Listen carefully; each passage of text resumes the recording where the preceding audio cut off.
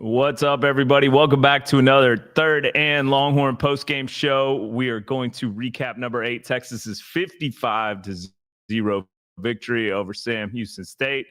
I am Nick Shuley. I'm going to be your host tonight. I am joined by Alex Okafor, as well as Mark Higgins is here. And Alex, we appreciate you being here, man. We're a little light on the turnout. You know, we had a bunch of people out of town, a bunch of people with a bunch of, places to be. So it's just you and me, but it's we picked a good one to get a light show for. I'll say this, man, fans, we love us because we love y'all because we out here doing this late for you guys pro bono. So let's get it. Amen. Well, let's get right into it, man. The story of the night, the second story will be Arch Manning, but the story of the night is Texas with 607 total yards to Sam Houston State's 113. We're not going to sit here and claim this, this Sam Houston State team is a powerhouse. We knew going in what this was going to look like, but good teams take care of business in games like this. And we saw Arch playing with confidence. We saw him finding that Wingo connection, DeAndre Moore connection. We saw, I think, a couple guys rise up that could be running back number 3, and then we'll get to it in a bit. But our defense is just disgusting, unbelievable, unreal. Look, we wanted a goose egg, and that's exactly what we got defensively. But we got to lead the show with this offense. So we've led the show with the offense every time now, so we got to continue to do that, especially when they play well. So shout out this offense, shout out Arch Manning, man. Ignoring the noise, blocking out the noise, ignoring the criticism when it was at the all-time high. This offense got back on track, and I'm so proud of them. Let's start it off from the first drive of the game. So I know, fans, first drive of the game, Arch comes out here. Sark draws up a wide-open Parker Livingston in the middle of the field. Arch does not see him wide open, tries to dump it off to the running back. It gets tipped, incomplete ball, and I know what everybody's thinking. Oh, yeah. Here we go again. But that's not what happened. As soon as that play happened, he got it out of his system. Sark draws up another nice play for DeAndre Moore in the slot. Over out to the left side. Arch delivers a good football, slightly underthrown, but it was a completion, and that's all that matters. And since that point, he took off from that moment. And great job by Arch staying focused, delivering the football. I want to say he hit Parker Livingston on the sideline, on the right sideline, across the hash. Perfect football, and then we capped off a nice drive with an excellent run right up the middle. I want to say the offensive line blocked it up with an inside zone, specifically a duo play, but that gap was so wide. I want to say even Jay Hills with his old age could have ran through that gap. But he's catching strays. We know he's in the chat, folks. Jeremy Hills, we saw him in the chat earlier, so we're definitely going to be shouting him out a little bit. But man, like you said, man, sorry to cut you off. Keep going. I was going to say in the second drive of the game, we saw Arch get zero pressure up front, handle it beautifully, hit up decisively Ryan Wingo on the sideline. He ran a nice route. Then continues to go down the field with a couple nice other throws, nice running, nice gains on the ground, and then finally caps it off with a nice run. Rollout play designed by Sark. Makes a couple guys miss, punches it into the end zone, then stands over the guy, talks his stuff, mugs him. I'm surprised he didn't even get a flag. I'm surprised too. What you love to see from that is that's what we've been waiting from Arch, the swagger, the confidence, the bravado. That's what separates him from his uncles, and I think we finally got to see that. He started the game pissed off from start to finish, and this is the results we get. I love it, man. And all those people out there hating on that, Arch is not a showboat. Arch is not any of that. And to see that shows we've been waiting for him to have that confidence. That's why I love that everyone's hating on it already. You're like, no, you wanted him to have this confidence. You wanted him to be that guy. And when he plays like that, he's one of the best there is. And he has that confidence. And you saw it today, finally. No, I agree.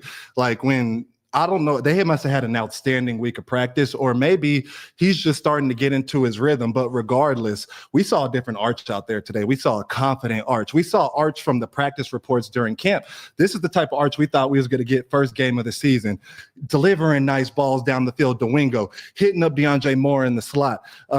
peppering those guys. We thought those would be receivers 1 and 2, and they started off a little slow in the season, but now they picked it up this game, and that puts Parker Livingston as an elite wide receiver 3 option. Yep. And it was just nice to see Arch play on schedule, make the right reads, and deliver accurate footballs. Yeah, and I love it. The throw that got me the most excited was I believe the second quarter, where he was kind of rolling out and then looked like he was about to take it and run, and then spotted Jordan Washington wide open down the field.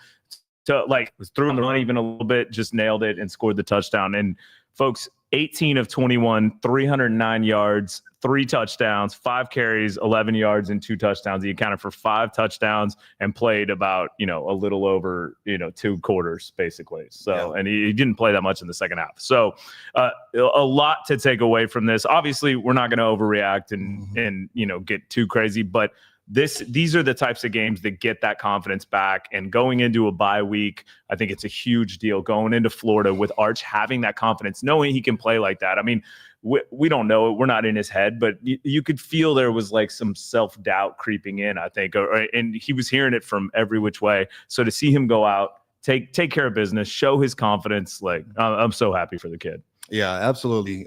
This is what you want to see.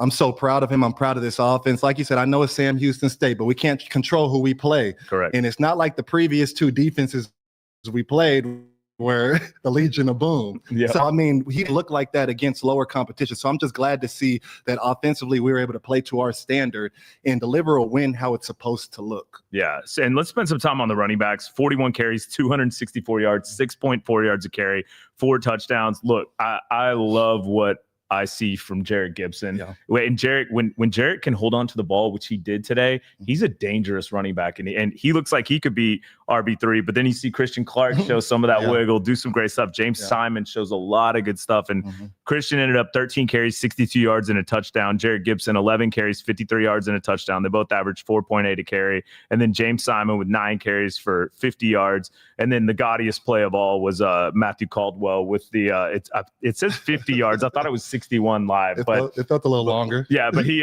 definitely didn't show that arch burst at the end. So I mean, like he's not got that extra gear, but still great play by him to pull that ball. And yeah, saw a lot of good stuff, I think.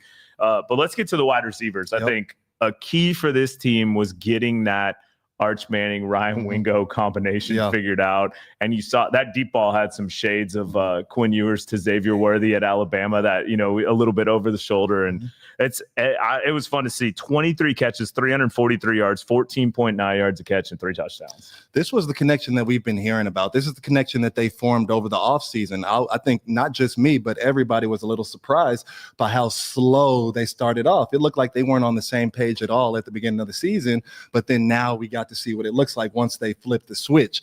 Coming out, I mean, we saw how he was able to target and pepper him in the first half, but I was really impressed with some of those throws early in the second half. When you talk about that deep post route by Wingo, throwing a beautiful ball to him, probably the best pass I've seen from Arch here at Texas. Amazing throw by him. Then the next drive following that was able to hit Wingo again on a quick slant route in the end zone.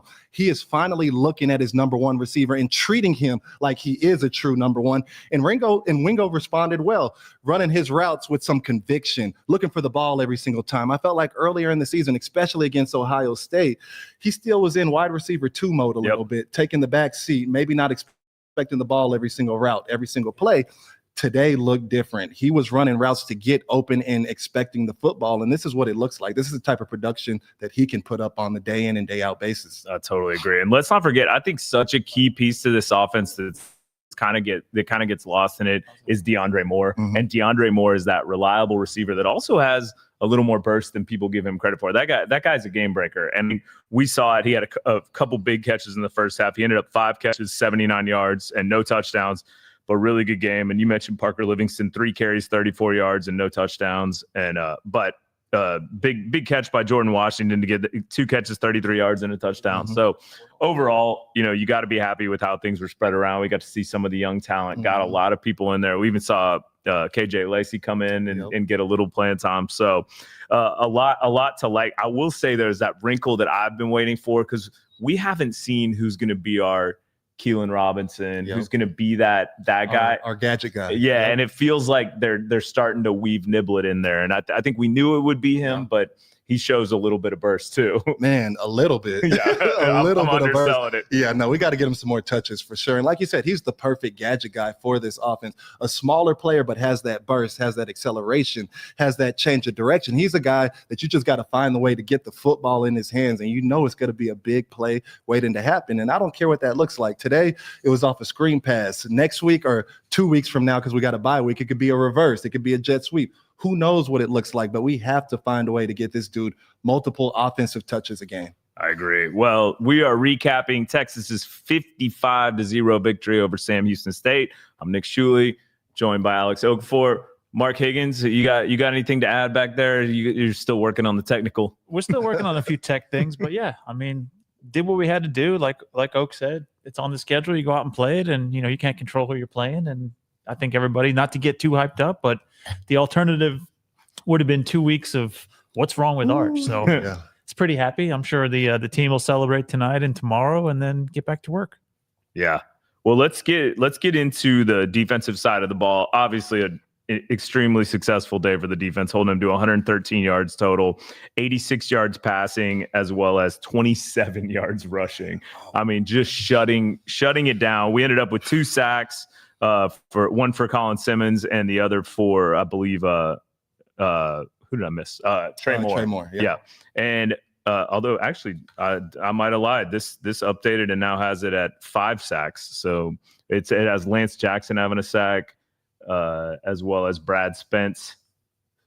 They credited Smith the Rugbo with one as well. Okay. So yeah, I hadn't seen those. These just updated, so apologies to y'all. I think that was on the last drive, honestly. Okay. Oh, was it? I Okay. Say, I was on my way up here in the fourth quarter. I don't remember seeing those plays. Yeah, we'd only had 2, but the team, we forced 1 turnover. It was that pick, which, by the way, Yes. Jelani McDonald. Can we just talk about how much of a freak that man is? You talk about a prospect sitting 6'2", 200 pounds, excellent ball skills, can play in the box. Obviously, you see the coverage ability and the athleticism going up about 40 inches in the air to peel that ball out the sky, man. That was an outstanding play. Shout out Jelani McDonald, man. He's one of my favorite players to watch. Yeah, he's going to be a special player. Yeah, overall, just an unbelievable day by the defense. I mean, you see so many things you like, and we kept saying, and Aaron Williams kept telling us that. He's like, they just got to keep pushing and dropping that score down, and he's like, and we're eventually going to get to the shutout, and we did. And I think, this defense continues to impress, and as long as we have that, we're going to be in good shape. And if the offense can play even any semblance of this, then we're going to be in great shape. And so, yeah, I was going to say that. I mean, that rush defense stays solid. They weren't able to move the ball at all on the ground, and then the pass rush, what still is not as dynamic as people were expecting, but we saw glimpses today, especially early on. Colin Simmons popping the game off with a sack. Trey Moore on a 3-man rush, being able to easily beat his man outside on the speed rush and get the offensive player on the ground, the quarterback on the ground. What was impressive today is we gave a lot of nice and different upfront looks. Like, we loaded the line of scrimmage multiple times, especially on third downs. And I love seeing us play with that type of flexibility to be able to stand up Colin Simmons and Ant Hill and be able to mug them up in the B gaps while we have 3 down linemen, whether that's Trey Moore, Ethan Burke, or anybody else that wants to run on the outside. We have a ton of flexibility on that front 7, and it allows us to create so many different looks that it's going to confuse quarterbacks and offenses moving forward. And this is just the tip of the iceberg. I love it, man. Well, if you guys have any comments, anything you want, or any questions you want us to answer, please put those into the chat. And if you have questions for Jeremy Hills, we'll see if he's still here in the chat. I'm sure he's going to be trying to answer stuff. He feels left out. But let's get to, before we get to questions and comments, let's get to the special teams. We did not see much of Jack Bomeister today, which is, kind of how you want it. Didn't come in until late. 2 punts, 106 yards, averaging 53 yards a punt. I know he's going to be ticked off about that touchback too, because it was he kicked it a little too far and we couldn't get to it.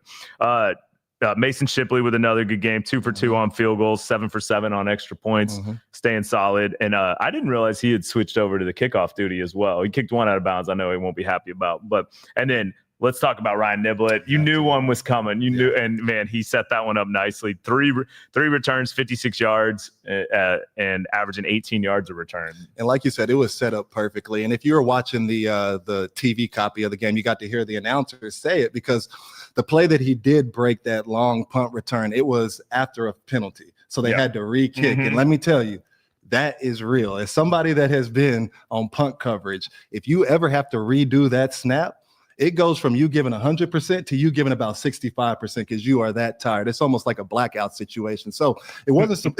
It was not surprising to see Ryan Niblett be able to create an explosive run on that punt return. And I love that Sark is giving him these opportunities to create chunk plays for us and be able to set up our offense in nice field position. Yeah, but all that, lots of great news coming from this game. The one thing that we keep harping on did not get better today. 9 penalties, 70 yards. We're just we got too much, and those are something that I'm sure they're gonna hammer into them in this bye week, etc. But if that's all we have to complain about today, that's fair. But it is concerning. Agreed. I mean, I will say this was almost a near perfect game. If there is anything to nitpick, it is the penalties, and rightfully so. We have to nitpick those penalties because it's something that is not getting cleaned up, and it's not like it happened late in the game with some of our backups. No, the first drive of the game, we get 2 penalties offensively. Yep. Like, that cannot happen. I know Sark is hounding them, is preaching to clean up the penalties.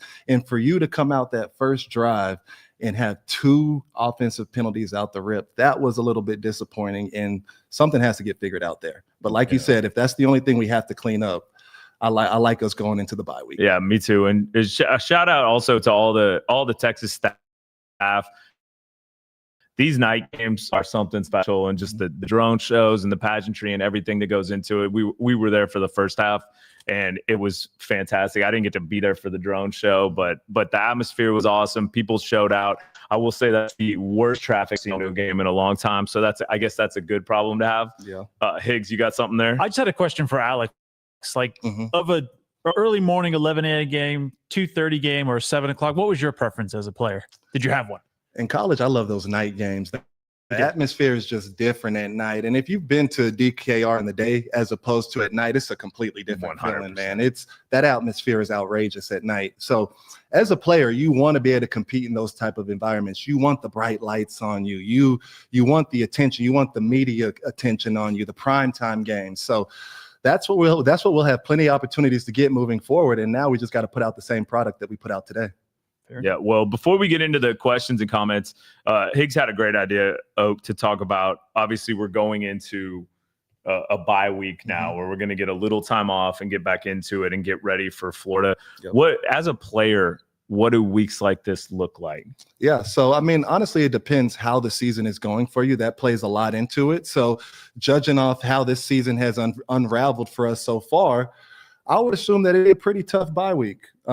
Because we have to build upon the success that we had tonight. We cannot let our foot off the gas. Now, I know we're a little bit banged up, so priority number 1 is to get healthy.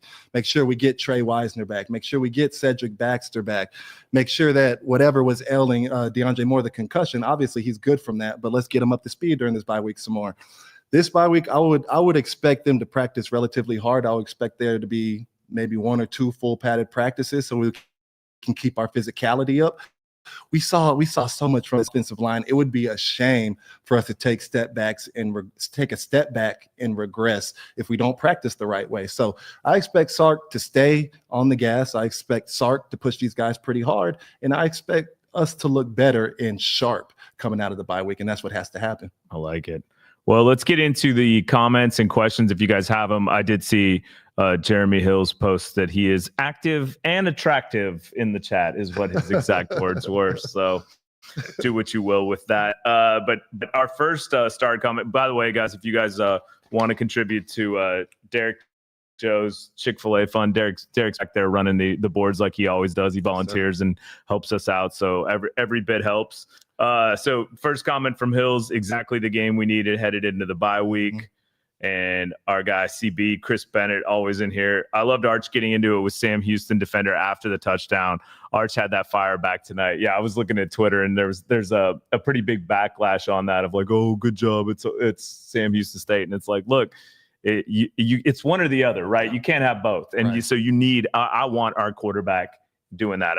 And it honestly, it should have been a flag, but it is what it is. And I like that he's got that fire back in him and the confidence. Yeah, no, that's what you want to see from Arch. You wanted to see him pissed off, and I felt like that's how he started this game. And I don't honestly, that's just noise. Whatever the fans are talking, that's just noise. We wanted to see Arch come out here fired up. We wanted to see him have that bravado about himself, have that tenacity, that nastiness about himself. And that's what we saw.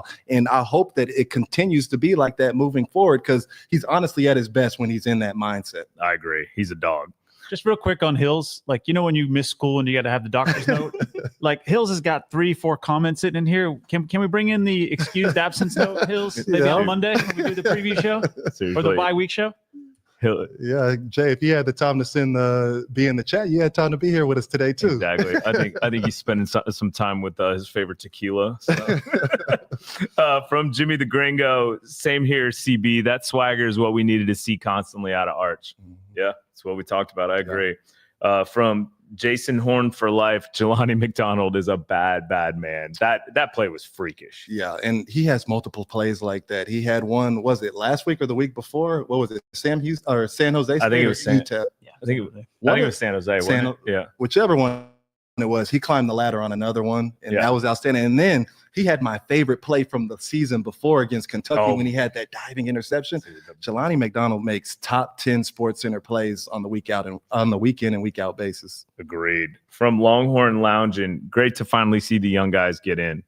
Yeah, that's what you want this time of year. That's the whole point, is getting some of these younger guys some experience. And we saw it today. We saw a lot of guys see the field, and I still don't know who running back number 3 is. Like, I think my gut tends to lean on Jarrett Gibson. I feel like he's kind of stepped up as that and shows that, but also, I mean, Christian Clark shows flashes, and so does James Simon. So you got a lot of talent there, man. And that's the thing, is when we get Wisner back, so excited to have him back on that field, man. Yeah, no, we have an embarrassment of riches in the running back room. Like you said, between Trey Wisner, CJ Baxter, Christian Clark, Jared Gibson, Simon, Niblett being our gadget guy. We have so much depth back there that it's honestly a shame that we're not able to get all of these guys multiple touches weekly.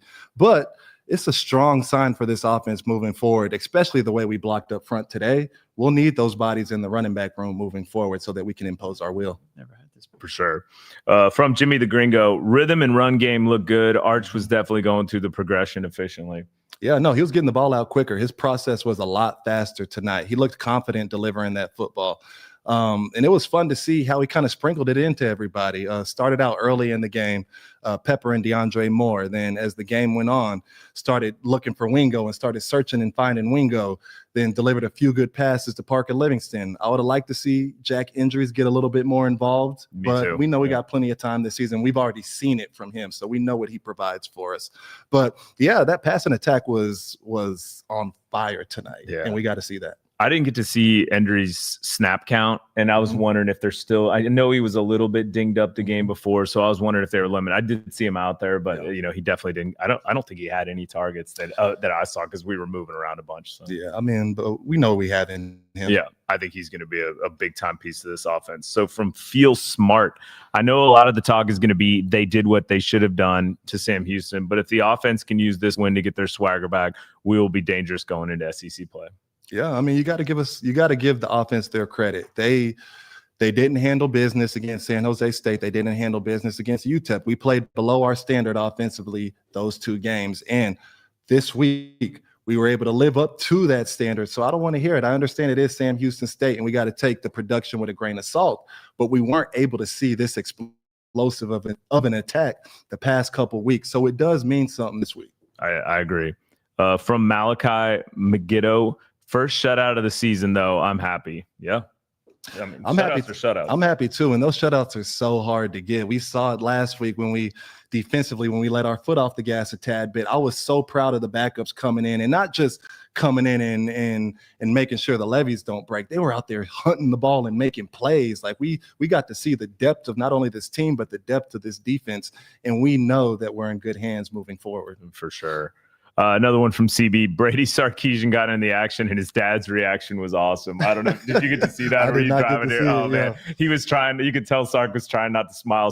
Brady made a nice tackle. Did Yeah, Sark definitely was like, they flashed the camera on him, and he definitely was trying not to smile ear to ear. So that was cool. That's what these games are about. Get everybody on the field. That's why, as starters, you got to do your job. Don't rob the backups. They deserve the opportunity. They practice hard too. They deserve the opportunity to get a couple game reps. So starters, handle your business early. Start the game fast, and take your helmet off by the end of the third quarter so we can get some of these backups in. And we did just that. Another one from Malachi Maggetto. Thanks for the sponsor comment.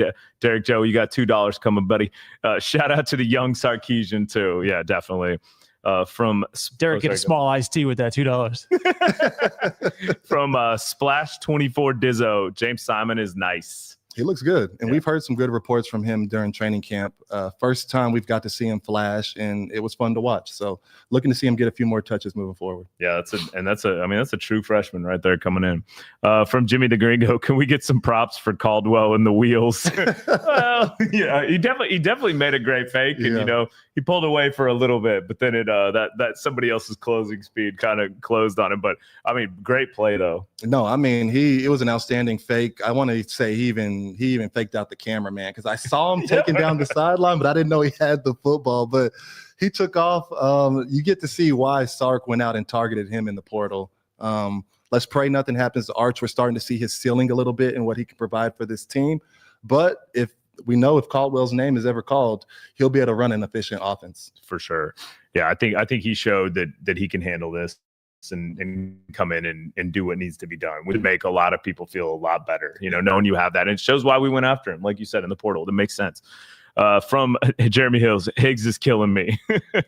But another one from Hills, my favorite stat from the night, first 5 drives of the game were 3 and outs by our defense. Amazing, simply amazing. Yeah, no, that was impressive. During the preview show, I threw out something crazy saying I wanted to see us get a 10-piece of 3 and outs, 10 of them. At the end of the first half, we had 5 of them. I'm like, oh, we might have a shot at this thing. And then obviously it started slowing down a little bit.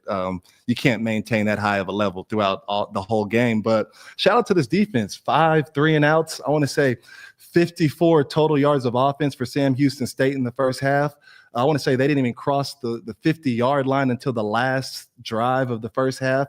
Even on that Hail Mary that they tried to throw right before halftime, excellent job combining the rush with the coverage. I know on Hail Mary plays, quarterbacks want to roll out to their right, buy some time for the receivers to get in the end zone so that you can chunk one up into the end zone. Our rush didn't allow him to roll out to the right, therefore not allowing the receivers to get into the end zone. And that's why you see a Jelani McDonald come over the top and be able to pluck that out the sky. Yeah. Higgs, what do you got? Yeah, maybe we're all playing with Hills and we're killing him, but I will point out, Jeremy, you were the one in the preview show who actually asked how many times did Sam Houston go 3 and out in the season? And I think it was 18 times in 3 games. So you called it from the jump, Hills. Yeah, and looking at these stats, we held Sam Houston to 7 first downs the whole game. They were 2 for 15 on third down, 0 for 2 on fourth down. They averaged 2.2 yards a play. That defense, I mean, that's as close to a perfect game as you're probably going to get. Like that, I mean, it was unbelievable. Yeah, and what's exciting is this defense is getting better. They're growing. They're playing with more continuity. We have a couple young pieces in there, and they're playing along and not providing any drop off in production. This is exciting to see, especially heading into conference play, because we know we're going to have to lean on them. We know they're going to have to be at their best. We know that pass rush is going to have to start igniting, and we saw a little bit of that today. We saw Ant Hill all over the field. We saw our usual suspects, the playmakers, making plays, and that's what you need to see. Yeah, we got another sponsor comment from Michael Diallo's. How do we think the O-line held up? Are they going to be ready for the SEC? Yeah. So what you saw from the offensive line from the first snap of the game is creating movement. And that's why we were able to rush for 264 yards on the ground, because they're moving bodies. We had our way on the ground. If you go back and watch this tape, and I need to, but just from the naked eye, we ran all sorts of runs. We inside zone, outside zone, split zone, GT counters. I saw everything I needed to see on the ground. And what does that do? It marries up with the play action game. So now whenever we do have play action, Arch was just standing back there forever, nobody in his face, because we were able to ground and pound. And then when we switched it up, defense was not able to convert. We had all day to throw, and that's why we're able to start hitting guys down the field. So it was nice seeing this Russian attack explode. It was nice seeing some movement on the offensive line. Shout out to DJ Campbell showing out the athleticism, getting out there on the blocks. I'm sure scouts would love to see He that. lit up the group chat with that high stepping. Absolutely. But yes, this is the blocking and this is the tenacity up front we need moving forward. Yeah, I love it. Well, I think that's mainly what we had. We will give, obviously it's a bye week, so we won't be having our preview show, but we'll have a little something special for you guys. We'll release an episode of something. And then we will be back here the following week with the preview show, post-game show, all of that. And I think that's all I got, man. You got anything? No, Higgs? no. Maybe a little merch drop coming soon? Oh, yeah. Keep your eyes peeled. I know everybody's been asking. We got some merch coming. We may have some of these coming thanks to our good friends at Yeti. So you guys get ready. Stay tuned to our social media, and we'll do it once Higgs and I get a little extra time to get the store live. So Find that 25th hour. exactly. All right. We appreciate y'all, and we will see you guys soon. Hook 'em. Okay.